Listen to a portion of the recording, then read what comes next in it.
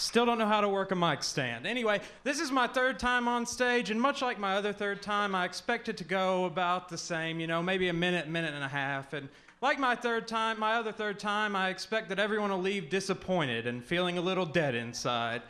The difference between this time and that other time is this time, you're paying for it, not me. And hopefully tonight no one will leave with a rash. But anyway, thank you for braving the swine flu to be here tonight. The swine flu, imagine that, a disease caused by an animal that spends its life rolling around in shit all day. Who would have thought? Who would have thought? It takes a great crowd to risk life and limb for beer and dick jokes. It really does. Swine flu, it sounds like what me and my buddies would give to a guy that's a chubby chaser, Hey, Ross, have you seen the girls Patrick's bringing around? Man, don't talk about him. You know he's got the swine flu.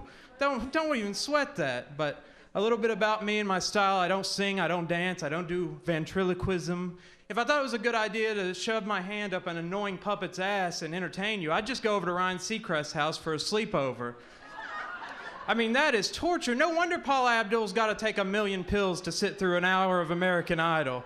I mean, that is torture. I mean, if we want to get Al-Qaeda to speak, we should just make them sit there and watch an hour of American Idol. We would have found bin Laden already.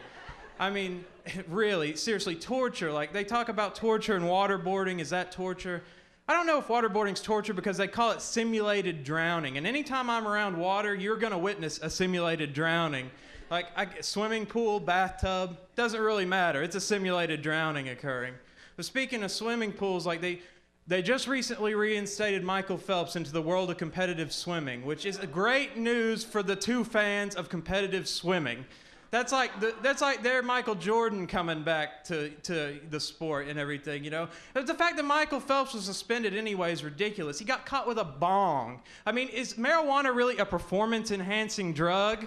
I mean, there's murderers that line up on an NFL team every week. I mean, a performance-enhancing drug, marijuana. I have friends that smoked pot last week at my house, still on the couch.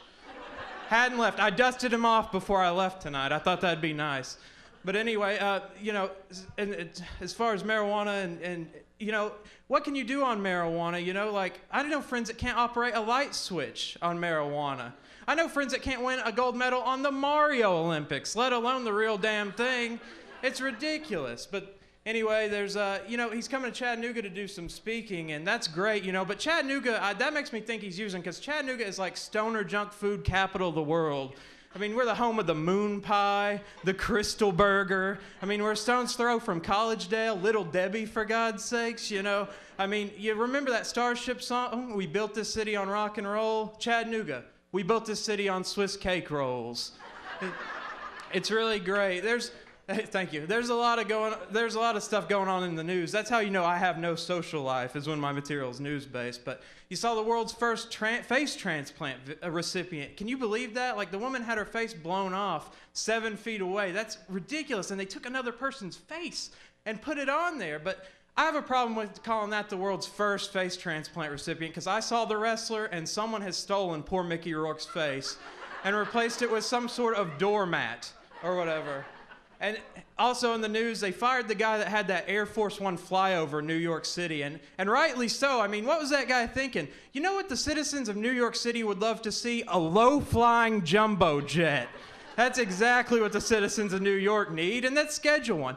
And the fact that it was all for a photo opportunity, do we really need to see the plane the president's traveling in? Isn't that a bit of a safety concern? I mean, why don't they just paint a bullseye on the side of the plane? Then Target could sponsor it. I mean, we need the money. But, yeah, that's just ridiculous, man. And also going on in the news is still the economy. And really, I hate to bring you down, but we're going to bail out General Motors. Really? Bail out General Motors, the company that brought us great innovations such as the Chevy Chevette, the car that explodes on command, the hybrid Cadillac Escalade. I mean, hybrid Escalade. Who thought of that? I mean, if you can afford a Cadillac Escalade, I don't think gas prices are really your top concern of the moment.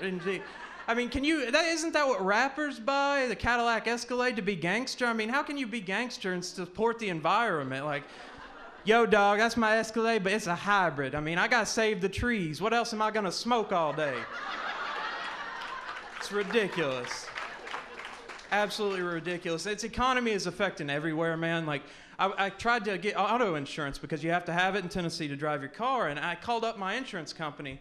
I'm not going to tell you what company, but it's the one with the talking lizard. And I found out, remember the good old days you could call a 1-800 number and at least speak to someone in India? You can't do that anymore. They've combined their operations with a gay sex chat line. So, and sometimes they get confused about what job they're doing. I asked about insurance premiums. He said, "You want premiums? I got a big, thick, hard premium right here for you, ready to blast coverage all over your face." What? My goodness, no, I don't want that at all. But I needed insurance, so I asked about accident forgiveness. "You want forgiveness, bitch? Just beg for daddy. Beg for daddy and cry. You want forgiveness, you'll get it." Whoa.